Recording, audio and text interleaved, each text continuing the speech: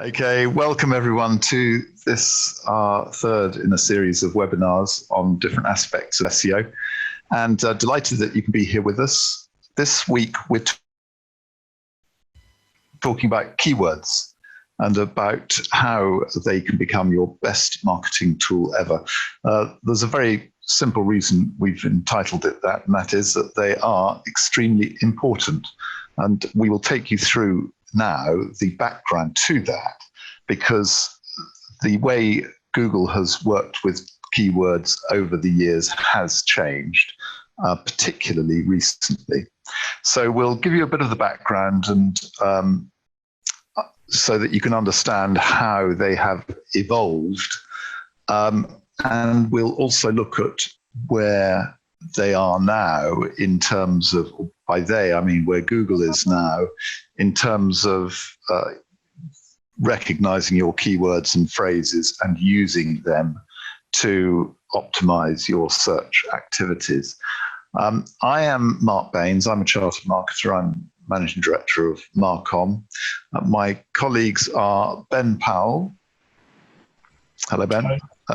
Ben is a digital marketing specialist and my partner in crime in Marcom, and Gil Drury. Hello, Gil. Hi. Gil is an SEO and social media expert who works with us on SEO and social media. His specific area of knowledge is around all aspects of making the best of your website on search in Google. What we hope will be the outcome of this is that you will have a full understanding about keywords. And there's an old phrase, content is king. I'm sure you've heard it.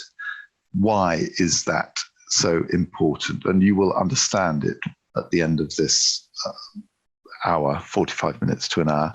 And also we'll share with you tips and hacks to help your SEO so that you can see exactly what you can be doing today to improve your optimization.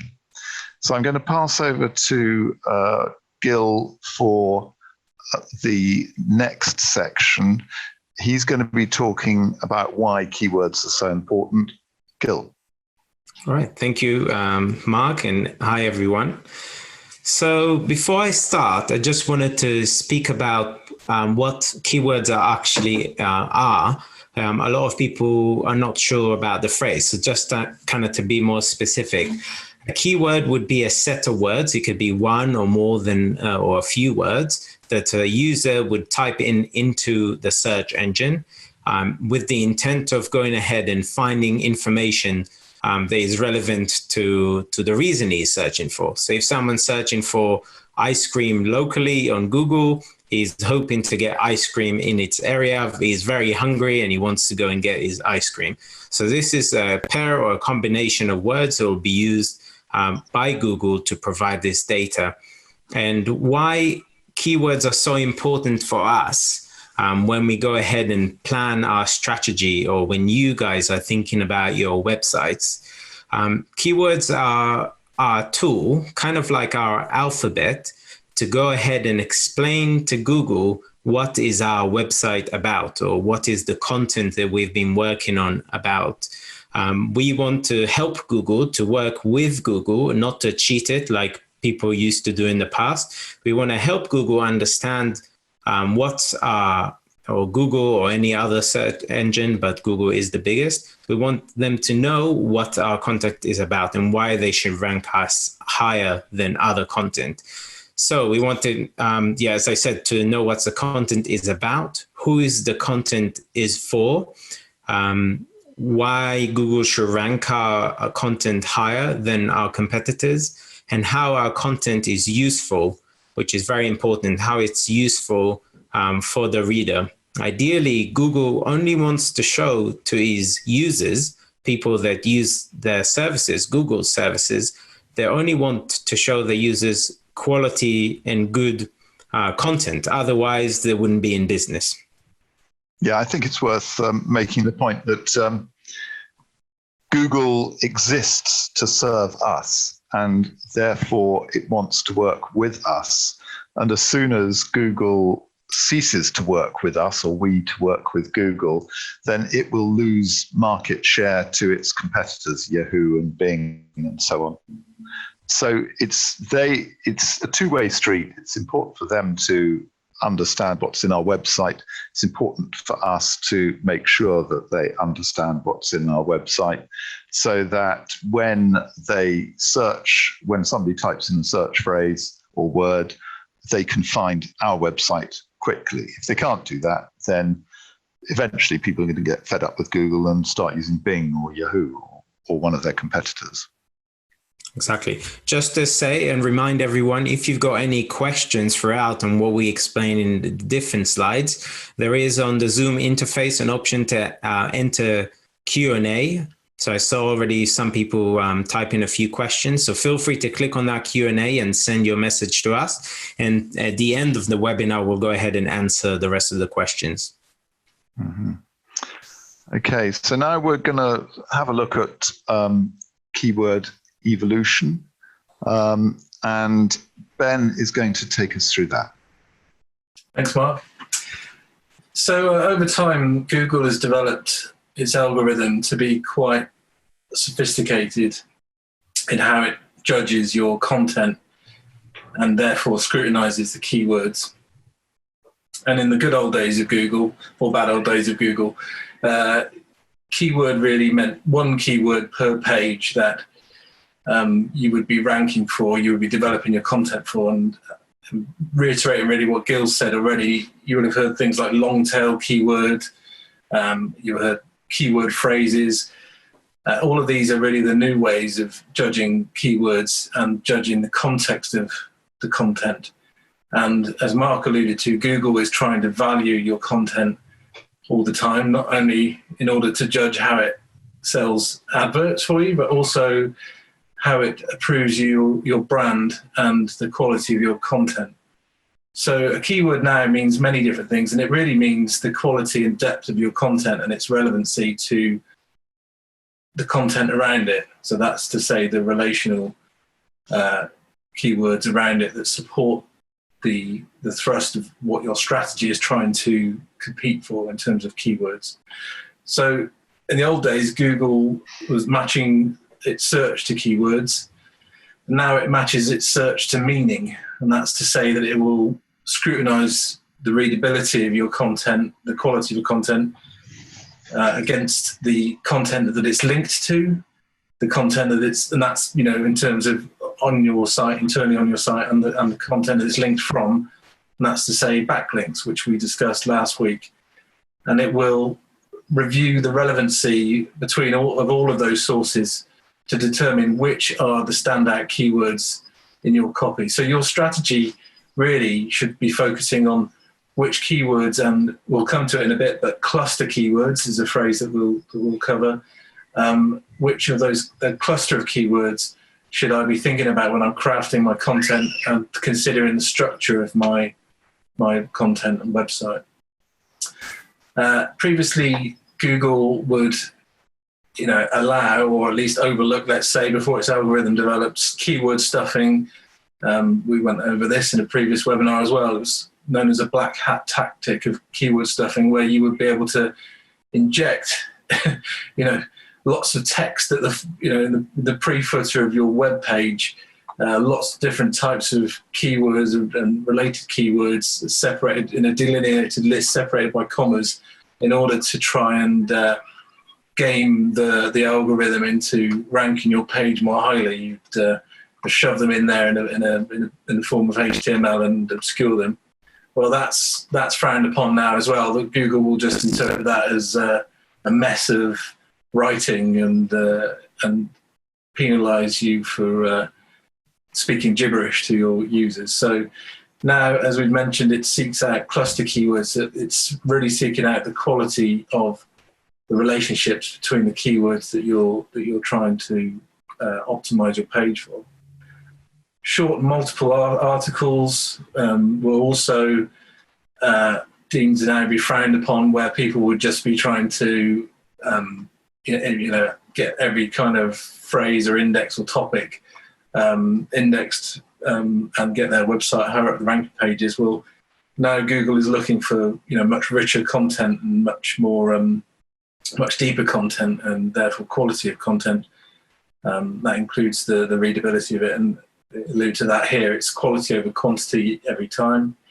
And previously, Google didn't really have any kind of ranking for responsiveness within its algorithm, but now it judges the readability of its content or the index content across all devices. So responsiveness of a website is very important. Any of you who are webmasters or who look after websites will keep a close eye on their performance of their websites will probably use Google Search Console, and that will effectively analyze your website on an ongoing basis and throw up various errors should they occur. And that includes, are the elements of a page too close together to be deemed to be, a useful user interface, or it's graded on its quality of responsiveness across all devices, so from phones through tablets and then to desktop as well. So that's an important part as well of SEO. Good. So moving on, thank you for that, Ben. Moving on, the phrase "content is king," which I used earlier, is more true now than ever before.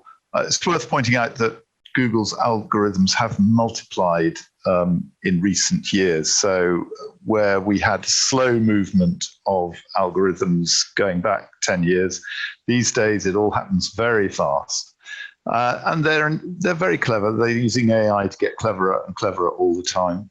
And so I've got a quote here from Dave Naylor, who's a SEO specialist. My rule of thumb is build a site for a user, not a spider. And Google is clever enough to work out what you want to see, not what it wants to see, and to reward you for rewarding your readers rather than for attracting them. There are algorithms looking for four main things: meaning, relevance, usefulness, and usability. Those are absolutely vital. If you haven't got those, then Google will penalize you. It's true to say if you haven't got those, the visitor will penalize you too, because you're not going to get much response from a visitor if they're visiting your site and what you're talking about is either meaningless or has no relevant meaning for them. It's not useful, and it's not easy to use. It's difficult to search, and it doesn't work well. Ben talked about responsiveness, and if it doesn't display well on your phone, then it's not going to attract many people to respond and buy your product or service. What we need to have in order to satisfy Google's algorithms is we need to have meaningful content. It has to have something in it that Google thinks that your visitors will be looking for. It needs to be relevant to the audience. If it's not relevant, then clearly people aren't going to stay on your site for very long. Google's going to recognize that. It's going to recognize that people are bouncing off very quickly, and therefore there is a problem with your content, and that problem may well be relevant. So they have other ways of checking it as well. It has to be useful for visitors. It will understand if what you're writing about doesn't lead to any conclusion and doesn't help people in any way. And to come back to what we were talking about earlier about the way the website is displayed on different devices, it has to be easy to read. If it's not easy, if it doesn't work well on different devices, Google will penalize you. And it's worth making that point clearly, because a lot of people feel that, well, it's a business-to-business site, therefore not many people are using it on a phone. That may have been true 5 or 10 years ago. It's no longer true now. And we're all guilty of sitting in meetings, actually, and slightly under the table looking at us sight on our phone while somebody's rabbiting on about something. And Google recognizes that's the way people use the internet. One thing that we see recently when everybody uses Google and searches, you can see that Google actually sometimes take extracts from your content or different websites and provides that as answers on the Google interface. So what Google does is it actually takes that information from you and it presents it to the visitor, so to provide him with useful information. So you'll see those questions a lot. Mainly if you ask questions about things on Google, you'll see these extracts. And actually there is a way to go in and get those questions inset, so Google will identify those. But this is just another step that Google does to increase its effectiveness and relevance to the users that search. Kind of keep them in the loop. They don't even need to go to your website to read your content. Yeah, very important. Okay, so moving on, then let's talk a little bit about your strategy and about your planning, because what's really important is to plan it all out in advance. And I can't overemphasize the importance of this. Have a strategy. If you haven't got a strategy, then you're just throwing mud at a wall in the hope that some of it will stick. And Google will not like you for it. So you've really got to, we've put down here, brainstorm topics and ideas. And that's fine. There are lots of different ways of doing this. You can workshop it through. You can just have a discussion with people within your organization or people within your SEO agency. But there are lots of ways of doing it. Workshopping it is probably the most attractive way of doing it, because the value of a workshop is that when you start digging deep down beneath the surface, you find a lot of information that wouldn't normally be available to people at first. So some kind of workshop is a really good idea, but you've got to work out what your topics are going to be, what your ideas are. You need to know what your competitors are up for, ranking for. What are your competitors doing that gives them a high ranking? Why does it give them a high ranking? What does it mean for you? Does it mean that you should emulate them, or does it mean that you should just ignore what they're doing? These are very important questions you have to answer. You need to look for the keywords that are available in your market.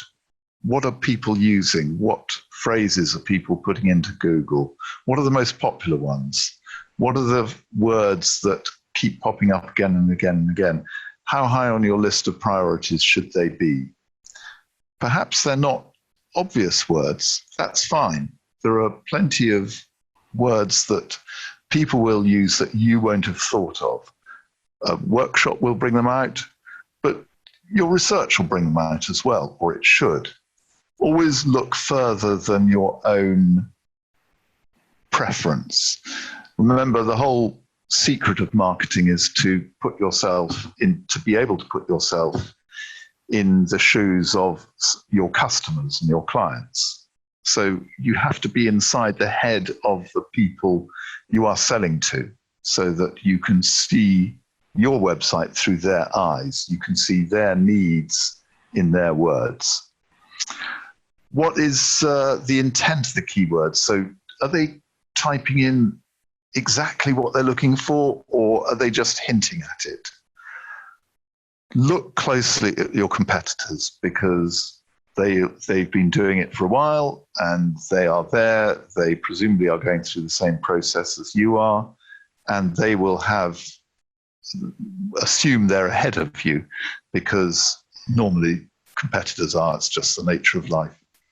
And create an action plan, a content plan, because without it, you are not going to find that you have a sustainable strategy, because very quickly people forget what was discussed in the workshop. Other priorities rise to the top of the level of importance that they must deal with first. So you need to have a plan, an action plan based around content that maybe is running for 6 months or a year, so everyone knows what's coming up, what you're going to be doing, what you're going to be writing about, what keywords you're focusing on this month, this period, whatever the period is. I'll just back you up there, Mark, a bit on the workshop side of things. So whether a company or brand taking an internal workshop approach or through consultancy, as you rightly pointed out, the key to it is to be able to put yourself in another person's shoes and work out from a user perspective what they are searching for, and the competitiveness analysis is both across brands, because it does tie closely into branding. You know, it runs quite close to the heart, I think, of strategic planning. As you say, it's going to inform much of what the marketing plans that follow on. It ties in closely with sort of brand cognizance and how competitive brands are, certainly online whilst they're seeking approval, but also when it comes to, you're looking for the gaps really where you can win. So we're looking at the competitiveness of certain keywords or phrases, and using tools for that, which we'll come on to, where a company can not necessarily easy win, because none of this is all of this is quite hard won, but you are really looking for those areas that are less hotly contested, where you can do much better organically, and being able to do much better organically will then help to inform any kind of investment when it comes to paid advertising online as well. So just wanted to add to that really. And look outside your immediate market needs or your immediate market, because you will find people in other markets looking for your service but not being aware that you exist. So always look beyond the obvious. Sorry, but Gil. Yeah, no, that's true. I just wanted to add about the keyword intent. Following a brainstorming session and a keyword research, it will show you a bit how you can do. You also need to think about, with the keyword, consider each one of the keywords that you receive after this research and understand the meaning of the intent of the person searching for it. So let's say I've written down two searches that someone can do on Google. One would be business law. So someone is searching for some general information about business law, is probably not in a specific issue that is after a lawyer immediately. He's just interested, maybe he wants to learn about law or business law, maybe he wants to read about specific topics. And then the other keyword that you could come up with would be lawyers in Bath. Lawyers in Bath would mean that a person is ready to find a lawyer. He's looking for someone, he's got a need now to get advice. And so when you were to think about what website you have, do you have a lawyer? Are you after customers to come into your website so they can call you and pay for your law services? Or do you have a resource or a law resource website where you provide general information and you get money from advertising on your website also? So keyword intent is very important, because a lot of people were to write an article about a keyword that will bring them traffic but would not bring them the right customers. Yeah.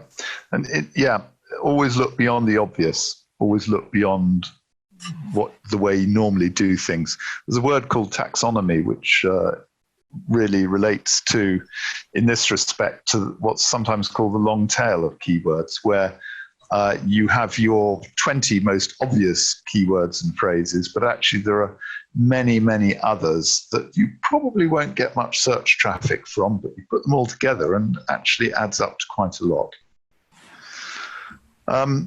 Anyway, we're going to move on now to advanced keywords. I'm going to pass over to Gil.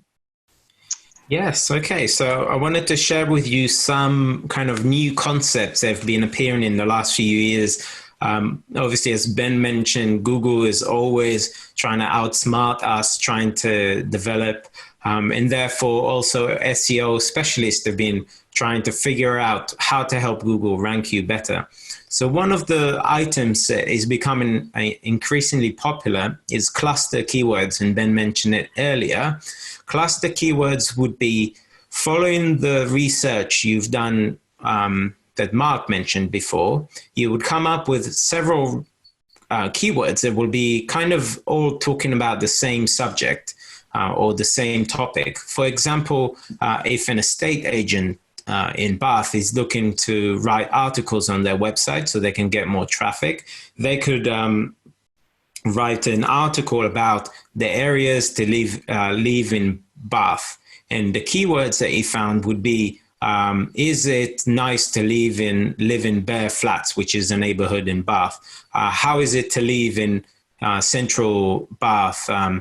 What areas should I avoid to living in Bath? And I think in the past, people would just write several small articles with all that information, only a couple of hundred words on Bear Flat or Central Bath or where you should avoid living in the Bath.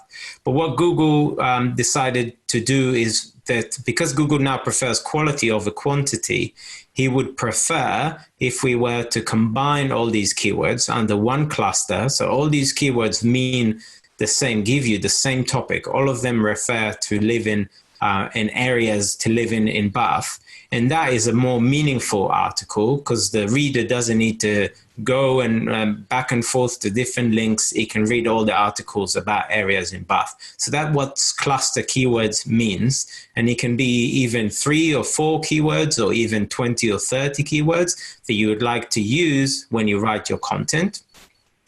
The second related topic is pillar pages or pillar posts.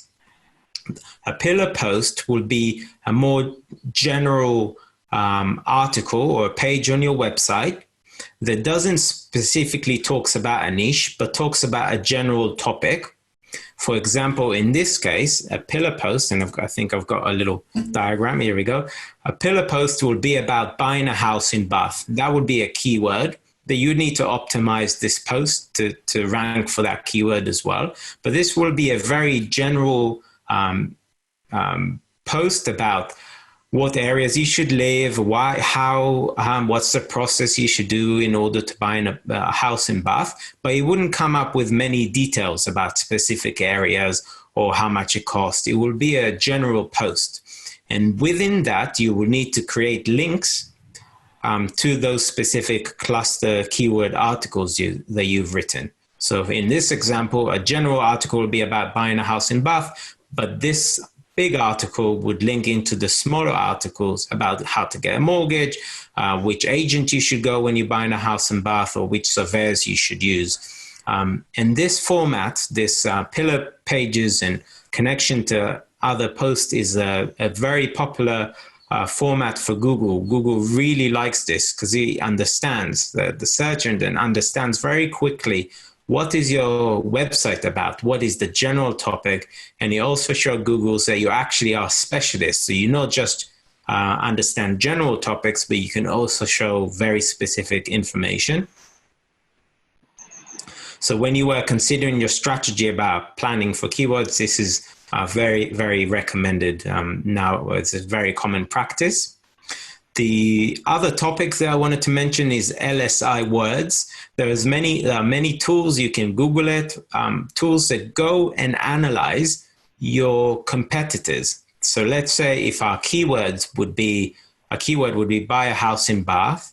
This tool would search buy a house in Bath on Google, find the top 10 results, go into those 10 results content, add up all the words that all the articles have been using, and give you an average and a list of the most popular words that all your competitors used. The assumption is that if all your competitors use the words such as surveyors, agency, Somerset, different words that would come up from the research, the assumption is that these words would help Google rank those posts higher. So you should also use these words in your own article. Okay, but not in a high frequency, but you can mention them here and there. And then the last thing is we've spoken about this. This is a very important topic, is linking between your posts. You would want to get Google to follow one post and link and show Google a direction to go to different posts. So there's many links that you can have within your website. Internal links will kind of improve your visibility on Google and increase your ranking. And by the way, it's also very important to give links to external websites as well. So Google does give you credits and points if you write an article that you then share another resource, which you didn't write, but you think it's good for your users to read. And Google really likes it and gives you a lot of credit. That's good. Thanks, Gil. So how do we actually do it? Should we move on to the next slide? Yeah. Yeah. So we got some practical tips that I've added here. There's some very useful tools that are used to research keywords. So in the past, people use Google AdWords a lot, but Google doesn't teach you or gives you all the secrets. So there are very good tools that you can use, like Moz and SEMrush. They're pretty expensive to sign up to, but they're very important for keyword research. So I'd recommend potentially sign up to a trial and then just to see how it works. Another tool that if you have a WordPress website, which a quarter or more than that of all the websites in the world are built on WordPress, this plugin called Yoast SEO helps you analyze your content very efficiently. It tells you whether your keywords repeat enough times. It even helps with pillar posts and understanding linking between posts. So it's very, very useful tool to have. Now, so it uses a traffic light system, doesn't it? Yeah, it uses a very simple kind of score. If you have most of the items ticked, then it will give you a green light and you can carry on moving. That's right. It also focuses on readability, so it checks your sentences are not too long, etc. So if you get a red light, you know you've not done well enough. You get an amber, well, you're getting there. Get green, yeah. Good. You can move on to the next one. Yeah, go for green. It's not so difficult. And then we mentioned this before as well. Google likes high quality content. And that correlates directly to more words. So if you write a very good sentence, which is some quote that will be remembered forever, Google is not going to notice it. It just likes longer articles.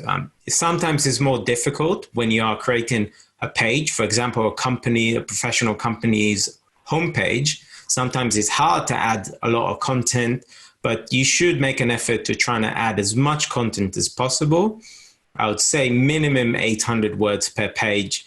And if it's a post, an article, a blog that you've been writing, the recommended number of words is 1,500. But remember, the quality should be is more important than the quantity. So if it's a shorter article, but it's very useful, then Google will credit you for that. SEO, it's quite difficult. I've been learning all this topic since in the last few years, and you carry on learning every time. And every time I go back to my old content that I've been writing and thought it's super optimized because of the changes with Google, I go back to it and say, I can't believe I've written that. I must improve.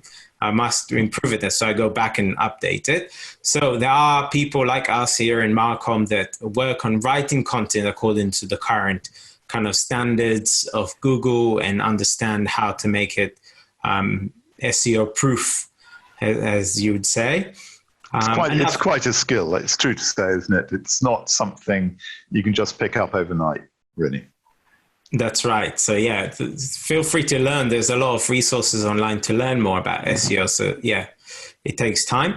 And then don't strive for perfection. So don't spend 20 hours a day writing an article or something that will take you so long that you wouldn't have any time to do any of your other work in your business. And trying to reach the top quality you can, but then you would only really publish 2 or 3 articles a year on your blog. And I know you created the masterpiece, but Google still see that you only published 3 articles. So there is a balance that you need to strive for. It needs to be high quality content, but also you need to get the content out there, and you can't just be in your head or in your notebook. And then always back to what Ben mentioned earlier, stick to your strategy. It's very easy to get distracted, find new keywords, forget about those pillar posts, forget about the keywords that you plan to write about, and just kind of get carried away and forget your route. So it's very important to kind of always go back to your strategy. I think it links to your last point, Gil, about striving for perfection. Is that if you've got a plan and you stick to it, then more than likely you'll be publishing on schedule and giving yourself the time required to pull together good quality content. It's not a contradiction to say that you need good quality and ensure that you do actually publish. But if you've got a strategy, you'll know what you're writing for, when you're writing for it, and why. And that is key. And it also ties to Mark's point, really. The reason we put so much stock in SEO is it runs to the pure sort of marketing aspects of any brand development, any brand cognition. And the reason we encourage people to workshop this stuff out, whether it's internally or with help with support from the likes of us, is that we see so many poor websites, badly written, very introspective, very kind of, want to talk about the history of the company, and they forget to talk about benefits of working with them and the benefits of their product, and why all of this is important when it comes to your keyword research and your content creation, is that your customers will be searching first for primarily what they need, but secondly they'll want it to be backed up with why they should be working with you. So that's really runs to the heart of why we put so much stock in SEO and keyword research. Yeah. Have you got an example to show us there, Gil? Yeah, so I just wanted to show how a software or a keyword search or research tool looks like. So most of the time you do your workshop and your plan. You would then put some ideas into the search box. You can even search some of those tools on specific areas, because Google shows different results for different locations. So in the UK, it would show, for example, if someone searches football, they'll come up with results on the Premier League. If you're based in America, it will come up with results about the Super Bowl and American football. So you can also research into that. You would have different results, such as what's the competitive it is. So it will give you a little bit of a score. So this software shows green. It means that it's easy to moderate to reach top results on Google, or at least the first page if you use this keyword. It also shows search trends. If you were to do some keyword research recently, you'll see that a lot of them has been dropping in April just because of the times that we're in, but it depends what are you searching.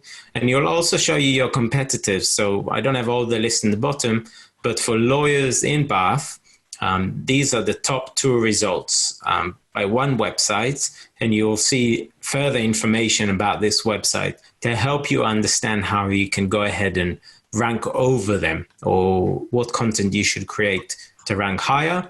There's also deep analysis. You can understand and read more about those LSI words that I've mentioned before. So yeah, really useful tools, and we really recommend using these when you do your research. Which tool was this, Gil? So this is a key search, but the recommended ones are, there's a few different ones.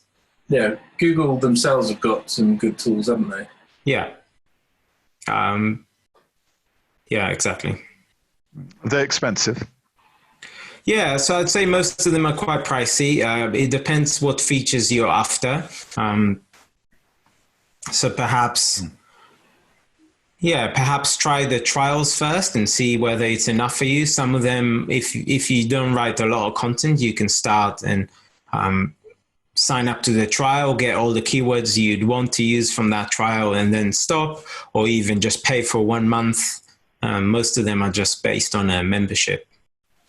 Yeah, you can normally get a month's free trial out of them, can't you, I think? Yeah. And that will then give you clarity as to whether or not you should be proceeding with them. You might get out of them what you need in that month and really not need to go back anyway. But yeah, some of the tools are quite complicated, so it'll take a month just to understand how to use them properly.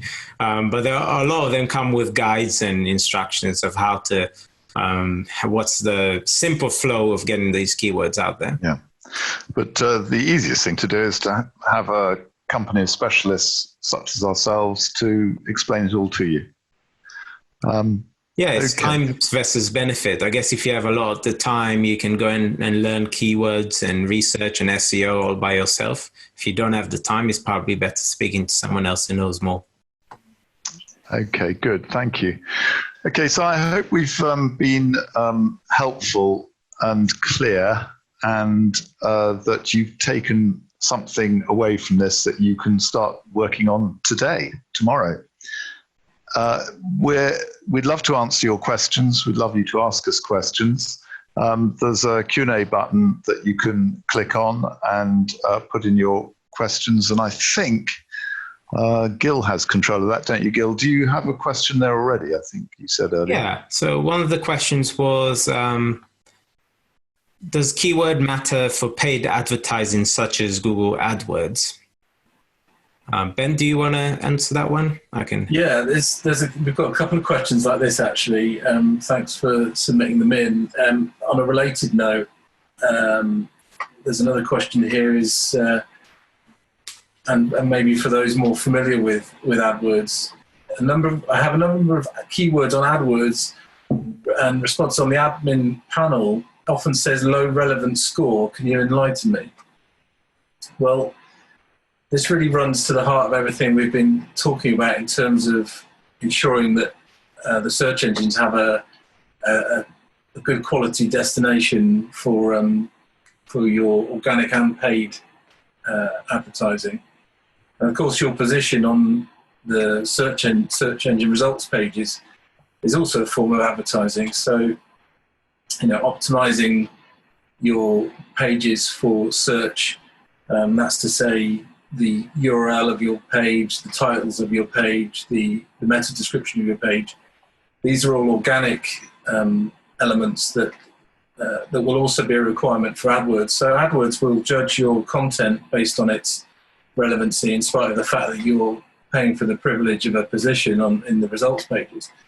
So if you're getting a consistency low relevance score for your keywords or your ads within AdWords, you really need to be looking at the quality of the destination of those pages. Also how well connected your keywords are across your ad groups. So the way AdWords works is that you'll set up a campaign for a specific set of content, and then you'll have ad groups within those campaigns where you can attribute your keyword focus and the keyword research that you want to do. And so across those ad groups, they'll establish the relevancy of the keywords within the advert, and then the relevancy of the keywords for the destination that you're attempting to compete for. So it's all key, which is why it's so important to get organic right, first, before you start to invest heavily in AdWords. Also, Google will look at how well those ads have performed historically for those keywords. So if you've, over time, without having addressed the quality of the destination pages,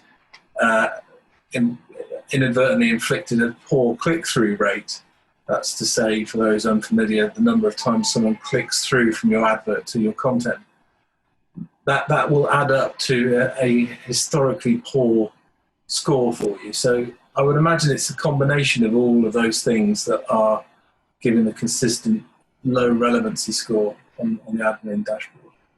Just an example for that would be if someone would go ahead and advertise about lawyers in Bath, and then the destination page would be about plumbers in Bath. So then Google will give this a very low relevance score, and it would also probably not going to show your ads to anyone. because Google understands that Google, in the end of the day, doesn't want to show the users ads and content that is not relevant to them. Yeah, or it's a good example, but more specifically, if the destination page mentions, lawyers, but is fairly non-specific, or it doesn't have enough content, or the supporting keywords around the content within that post don't have enough relevancy to the ad, the words in the ad, the keywords within the ad itself. There aren't enough outbound links on the page. The meta description isn't optimized properly. So it's really there's a whole sort of gamut of things that you really need to consider and configure properly from the ground up to succeed, either organically or through paid search. It's the same rule book for both, basically, isn't it? It is really, yeah. We had another question. Do we have experience with Wix websites and the tools they offer in terms of SEO? Yeah, absolutely. I mentioned WordPress earlier, but all the bigger Squarespace and Wix and WordPress, all of them have different features to answer the same problems and same issues that all website and developers use to improve their SEO. So they'll have analysis tools. It depends on the kind of like the brackets, paid brackets that you're using on your website. But some of these would have add-ons, so you might need to pay extra to get those extra plugins or features for advanced SEO. But yeah, so they're all pretty similar, and I'm sure if you either contact us or perhaps search on Google and find those specific tools for your website contact management system. What we find is more so now than maybe a year or so ago, lots of clients coming to us with these sort of off-the-shelf web building platforms, and having kind of set them up in their infancy when they were starting out as a business, or having adopted them as a kind of a interim cost-effective solution. And as Gil's pointed out, Squarespace, Wix, we try to remain agnostic when it comes to the websites we work with, but we do find more and more that there becomes a trade-off where the better tools within those ecosystems are in some cases less adequate than the open source tools that you might get from a self-hosted website such as WordPress. There's certainly some benefits to those kind of platforms where people can expect there to be fairly decent first line support for maintaining these things, and there's always someone at the end of a support ticket to speak to. Of course, you should be getting that service anyway from your web service provider or your host or whoever helps you with that. But where they do tend to fall down is their adaptability when it comes to some of these advanced content management tools, where you really want to have kind of quite a tight analysis on the performance of those pages and going forward. Of course, they do the basics. As far as I'm aware, Wix and Squarespace is an example, and WordPress.com, of course, which is its own ecosystem. They do have the basic SEO requirements of any given page that's indexed with the search engines. That's to say, meta description and page title management and some low-level analysis. But you've really got to be looking at growing that website to give you what you need from long-term SEO strategy. Yeah, you need the scalability, don't you? And you need to break free from the limitations of these some of the platforms, which are great at first, and they're cheap and they're quick and easy, and anybody can use them. But I think certainly most startups who start with them a few years down the line will find themselves needing to get something much more flexible with more scalability, more options, and more facilities that they can use. And of course, brands should be outgrowing their websites, because that's indicative really of growing and as a business, as a brand, and improving. So it's natural. Mm-hmm. Yeah. Any more questions, Gil? Yeah, we've got one more question. So are considerations for keywords more important for blog posts or web pages? You're probably good to answer this one, Gil. Yeah. So obviously, as I mentioned earlier, so web pages are sometimes more difficult, more like landing pages, more difficult to add a lot of keywords and a lot of content. But really, you should refer to both as the same idea. A blog post or a website page, Google see it all exactly the same. And they look through that data and trying to figure out what's the best thing to do with it. So I would go ahead and just try to optimize even your pages with as much content as possible, as long as it stays kind of clear what's your concept. You don't want to shove a lot of information for the readers. So it's a balance between your visitors' priority and also expanding your reach by increasing your SEO. Yeah. All right. Okay. Any other questions? I've got one more, maybe someone added. I think what to do if I can't find keywords with low competition? I interpret that to mean what to do if what they want to compete for is not low enough or not recommended. Yeah. So if I can answer that, that's sometimes it's very tricky. If you're a lawyer in London, I bet there is 1,000 lawyers in London that are trying to compete in this specific keyword. So like Mark said before, with that workshop, trying to find about more creative keywords and understand what people might search, which is not obvious. The second thing would be to go ahead and trying to improve your approval rates. And we've spoken about this a lot in the previous webinar. You can look on our website, on our insight section. There's a lot of information there about how to get your website up by getting approval on the web. And that will help you rank higher than other people just by improving that rather than changing your content on the website. And also it brings us along nicely to our next week's webinar, where we're going to be talking about speed and performance, because this will also have a huge impact on the SEO that you're undertaking. If you're doing everything that we've said today and last week and the week before, but your website is old and cranky and has all sorts of flaws that Google trips up over, you might as well have not bothered, frankly. So do please tune in next week at the same time, same place, and we'll be talking about speed and performance.